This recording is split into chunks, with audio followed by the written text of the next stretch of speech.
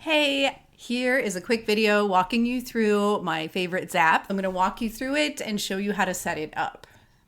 You're going to need to, on this first step here, log into your Dubsado account and select your account. You have a couple options for triggers here. I set it for contract signed. You could do new payment received, new project as a job, new project as a lead, or if a project status is updated. So that's a great way to use it to send a card when you're done working with someone. So when you're changing the project status to offboarding, you could have a card sent then.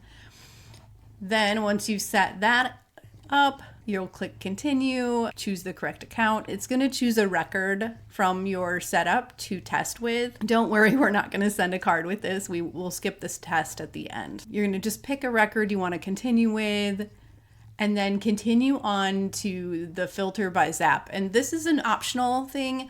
I usually put it in there so that I can decide if I want someone to get a card or not. If someone's maybe a referral partner or a coffee chat or something like that, obviously I wouldn't want them to get a card. So you can add this step in with the filter by Zapier to rule out people that shouldn't get a card. The project workflow is what we're filtering based on. In this example, text contains, and then you'd want to put in what your workflow name is, or at least a piece of it that's big enough to have it not be a match to something else that if you've got some similar workflows. Once that is good, you can hit continue and it'll ask you to test. It skipped it because I already tested it. And then we've got handwritten, chose send card. You can have it add an order to a basket, create a contact, or schedule a card. There's a few different options here, and you can also have a custom card. So that would allow you to do something really fun and your own design, which is very cool. But you can also choose from their regular cards, and they have a lot of cool designs. So we're just going to go with send card, click continue, and connect it to your handwritten account. This is going to be your name, and then this is your last name because it's the sender. And then you're going to fill in your business information for the sender information here. And then hopefully these fields go across. And these are the ones you're going to need to fill in by clicking Dubsado and going to first name, last name, and the various fields.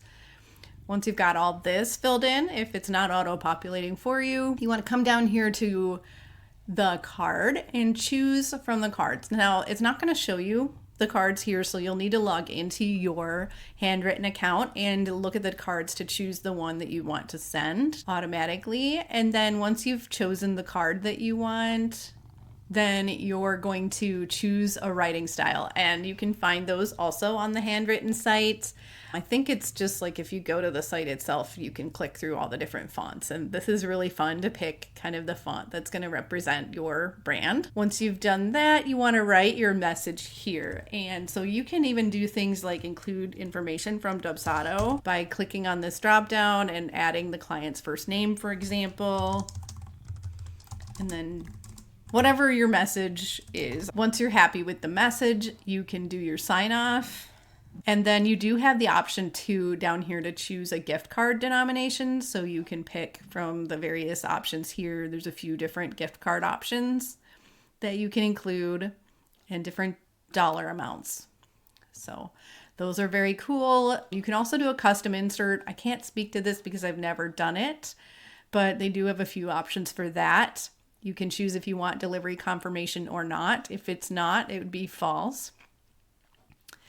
And then you'll need to enter the credit card that you want to use from your billing settings in handwritten. So once everything is good, click continue. And I would definitely recommend on this step skipping the test unless your test client is you and you don't mind sending yourself a $5 gift card for Starbucks or something. So otherwise, just skip the test on this option and you're ready to click publish up here on your Zap.